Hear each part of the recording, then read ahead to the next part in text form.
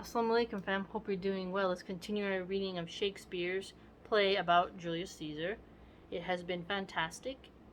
With this, you will learn not only to understand a higher level of English, but a higher level of poetry play, and that will help you, inshallah, because you're going to encounter him in many classes, and you never know if you get some essay questions or you have to do some textual analysis of it. So this will help you. And if you can read Shakespeare, you will get less tongue-tied and you will be able to express yourself in a more beautiful way, I'd argue. So let's begin.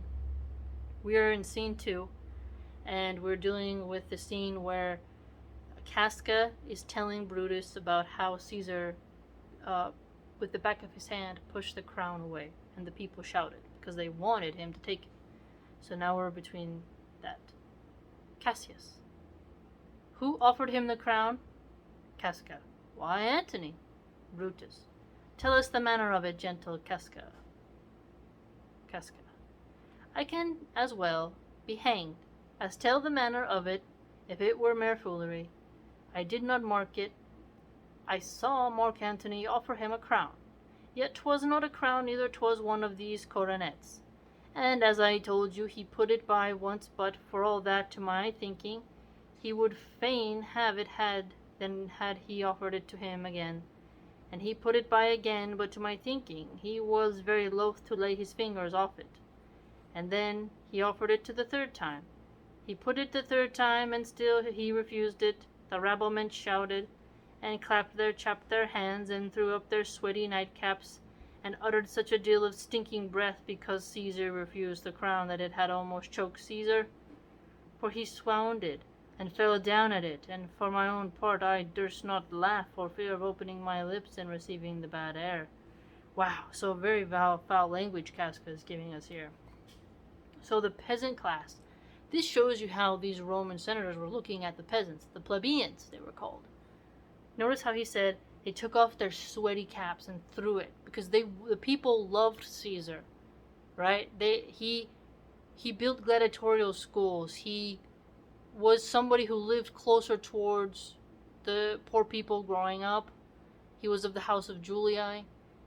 He was loved by his soldiers, his legions, heavily for the sacrifice that he made. He was loved, right? So notice how they call those plebeians the rabblemen. So like the rabble, like the trish trash. The senators, they favor more Pompey. They favor more of the, that power hold. Whereas Caesar, he was bending them to his will, right? He was, I'm here, I'm gonna rule the best way I can. He was ambitious. Remember, Caesar, he refused Sulla, which was brave. Sulla was a fearsome man. I mean, he made lists of his enemies and allowed anyone to take out that senator and take their property, right? He was not a joke, and Caesar refused him. Caesar also was held by pirates, held hostage, and was eventually paid and got out of there, right? And he conquered parts of Gaul. So he has like survival, right? And the people can see that. So essentially it's like, but the people wanting him to take the crown was a rejection of the established systems of the republic, right? Now, notice how he said, I didn't want to open my mouth and talk because of the bad air, the bad breath from the plebs. It shows you how vulgar they think of it. Oh, the, stenching air of all the people shouting and whining for Caesar, their bad breath, their sweaty hats. They clap in their hands. It's very, distinct language here to show you their arrogance towards the common people, right? Now, he says he was very loath to lay his fingers off of it. Then you can kind of see their bias. How they're saying like, oh, Antony offered him a crown. It was not like a bedazzled crown, but something. And he pushed it away with the back of his hand, but, he seemed to have attachment to it. So you can kind of see this embellishing here that Casca is doing. He's kind of, telling Cassius what he wants to hear, while also making suspicion rise in the mind of Brutus. It's quite sad. Cassius. But soft, I pray you, what did Caesar swound? Casca. He fell down in the marketplace and fawned at the mouth and was speechless. 'Tis very like he hath the falling sickness. So here, Casca is saying that Caesar fell down. Brutus is acknowledging he has the falling sickness, which Caesar did have seizures, but what's amazing is that he still was able to conquer, didn't hold him back. But remember how Cassius used Caesar's ailment as a justification for him not being supreme and good, as a sort of weak feminine thing, because he suffered from this illness that made him have, seizures, which is ridiculous, because clearly Cassius did not achieve what Caesar had achieved militarily. So it's like, shut up, Brutus, 'tis very like he hath the falling sickness. Cassius, no, Caesar hath it not, but you and I and honest Casca, we have the falling sickness. I know not what you mean by that, but I am sure Caesar fell down. If the tag-rag people did not clap him and hiss him, according as he pleased and displeased them, as they used to do the players in the theatre, I am no true man. So Casca there, saying again, tag-rag people. Like, they are really using, pretty harsh language on the plebeians. Brutus, what said he when he came unto himself? Casca, marry, before he fell down, when he perceived the common herd, we had he refused the crown. Oh, I see. So it's like, again, he says it again. When he perceived the common herd, be glad he refused the crown. Common herd, tag-rag people, the rabblement. You see their disgust for their own people, who they're supposed to represent, ironically.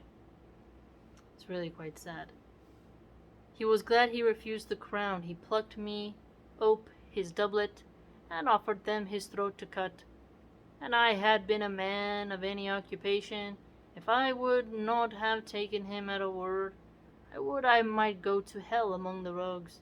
And so he fell. When he came to himself again, he said, if he had done or so anything amiss, he desired their worships to think it was his infirmity. So here you see them kind of being snarky. Oh, he fell down for something else. And now they're trying to say it wasn't his sickness. It wasn't his ailment, which we know it was.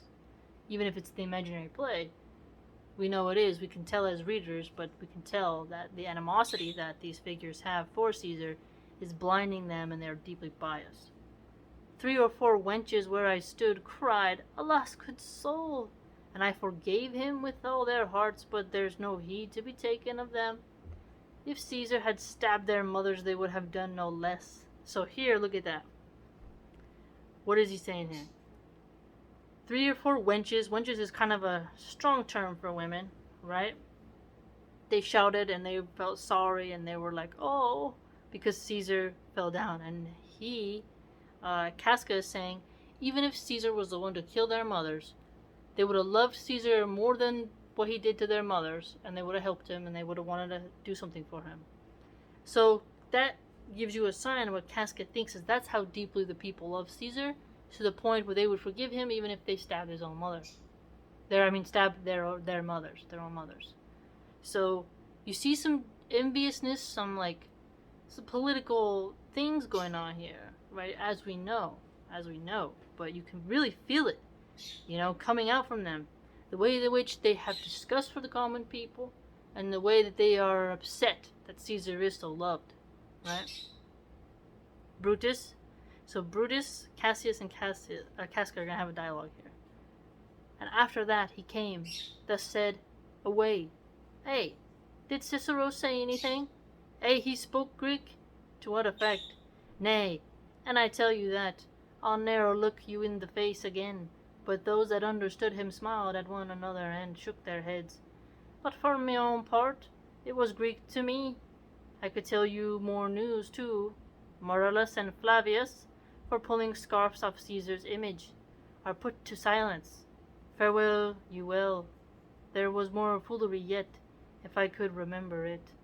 So here, what do you say? It's all Greek to me is like, when we say that now, today, it's all Greek to me, means you don't understand, because most people don't speak Greek, so we say oh, it's all Greek to me. So Shakespeare A lot of us got that common saying from Shakespeare. So when you see it, like, he spoke Greek. It's like it could both be literal, but also the funny, comical way of like, I didn't understand. Right? So you can see how Shakespeare plays. Again, fare you well is also a common phrase in Shakespeare. Will you sup with me tonight, Casca? No, I am promised forth. Will you dine with me tomorrow? Ay, if I be alive and your mind whole, then your dinner worth eating. So Casca, that's kind of funny. He's like, if I'm alive and your mind's still holding and you're not crazy, and your dinner's worth, eating, it tastes good, I'll be there. Imagine you say that to your friend. Cassius, good, I will expect you. Do so. Farewell both. Exit.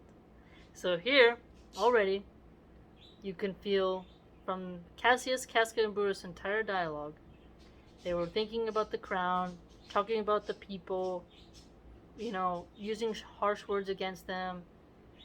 Even the women who were sympathetic to Caesar, they have discussed for, and now they're gonna go meet and discuss things elsewhere. Brutus. What a blunt fellow is this grown to be. He was quick mettle when he went to school. Cassius. So is he now in execution of any bold or noble enterprise. However he puts on this tardy form, this rudeness is a sauce to his good wit, which gives men's stomach to digest his words with better appetite. Look at that. So rudeness is a sauce to his good wit. So it's like something that can recover the flavor or enhance the flavor. You get it? And so the stomach to digest his words. So it's like, the rudeness, it can make it more digestible or less digestible. But you have an appetite for more because you're like, you're kind of punchy. Let me see what else you got to say, right? Like, like you hear someone when they say something like that. It's true. Brutus.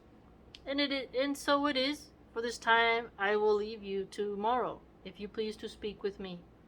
Will come home to you, or if you will, come home to me, and I will wait for you. Cassius. I will do so. Till then, think of the world. Exit Brutus. Now there's a thing right there.